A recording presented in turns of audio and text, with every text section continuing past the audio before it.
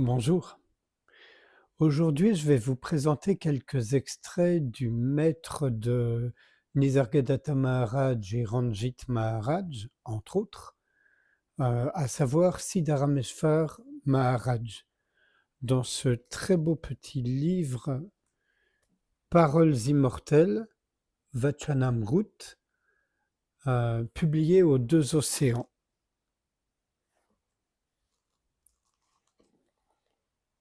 Alors,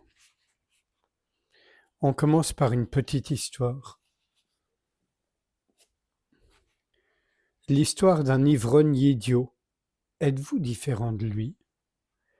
Une fois, quelques farceurs ont attrapé leur ami idiot ivre et ont dit à l'ivrogne: «Oh, que faire? En voyant ta détresse, nous sommes étouffés par le chagrin. Nous venons juste d'aller chez toi et nous avons vu que ta femme était devenue veuve.» En entendant cela, l'ivrogne s'est mis à pleurer bruyamment et a commencé à dire à ses amis: «Ma femme est devenue veuve. Une montagne de misère m'est tombée dessus.» Ce genre de folie ridicule ne se voit pas seulement chez cet ivrogne, mais dans le cas de chaque homme. Bien que nous soyons de la nature de l'être conscience félicité, Satchitananda, nous disons toujours avec une voix triste: «Comment vais-je obtenir le bonheur?» En pensant que nous sommes tombés dans de grandes difficultés, nous implorons Dieu pour obtenir sa compassion. Nous pensons que nous sommes aussi insignifiants que les insectes. Ce n'est pas une façon de vivre. En raison de l'ivresse due au vin de l'ignorance, nous avons accepté à tort que nous sommes mortels. Éliminez totalement cette idée fausse de votre esprit et demeurez fermement dans la force de la certitude du soi. Ne craignez rien, sous aucun prétexte. Soyez convaincus que votre soi est pur, qu'il ne change jamais, qu'il est éternel, la lumière de toutes les lumières.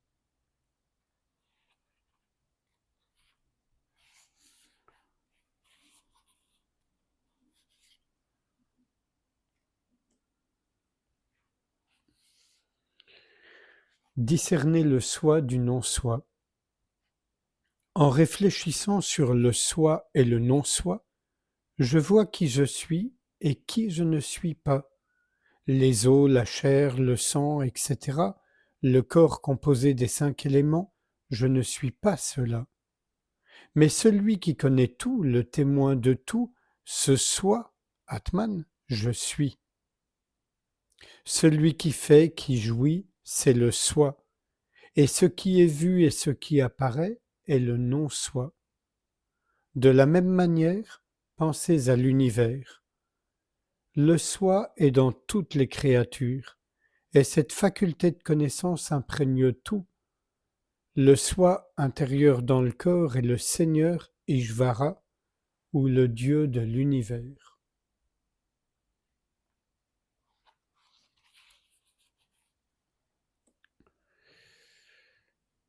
Illusion et réalité, Maya et Brahman. Tout ce qui peut être dit avec des mots est illusion, Maya. Après avoir laissé de côté les mots, il ne reste que l'être suprême, Brahman. Tout ce qui peut être pensé et tout ce sur quoi l'on peut méditer est illusion. Après avoir mis de côté la saisie mentale de la méditation, ce qui reste est la réalité, Brahman. L'expérience dont on peut parler est illusion. Ce qui est expérimenté mais dont on ne peut pas parler est la réalité.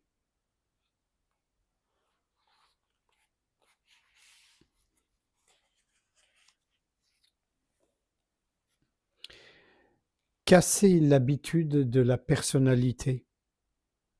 Demeurez avec la compréhension de l'être suprême, Brahman. Dieu lui-même est devenu le dévot, et le dévot est devenu Dieu. Dites-moi, y a-t-il une différence entre ces deux déclarations?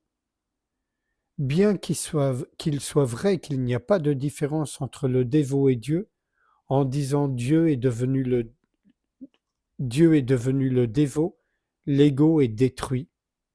Mais en disant que le dévot est devenu Dieu, l'ego s'élève. C'est ainsi.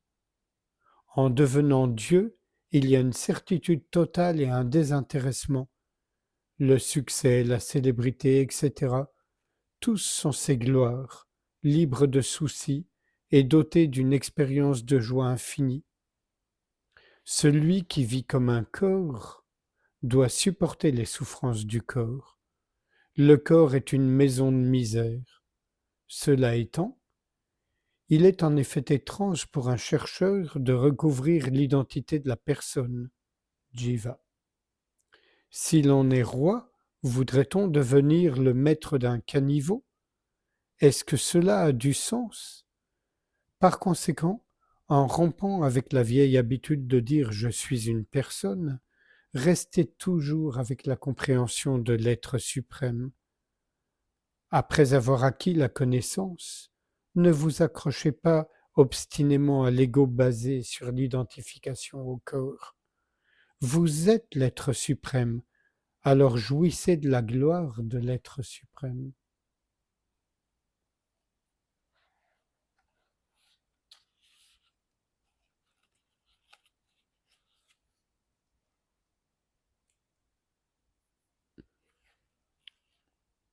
La personne imaginée doit être détruite.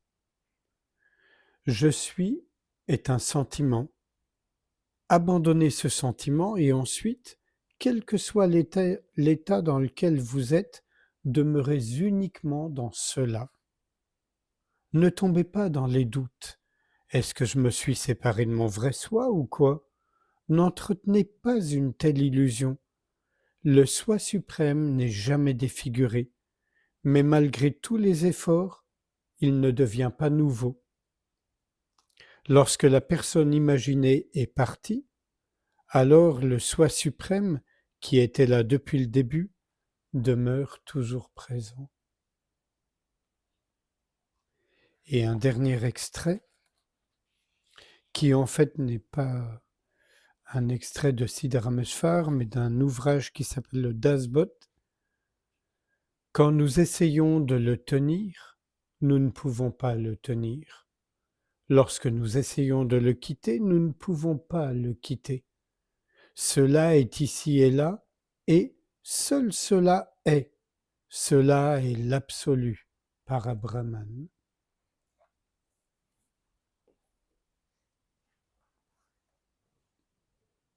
Sans réfléchir à ce qui vient d'être lu,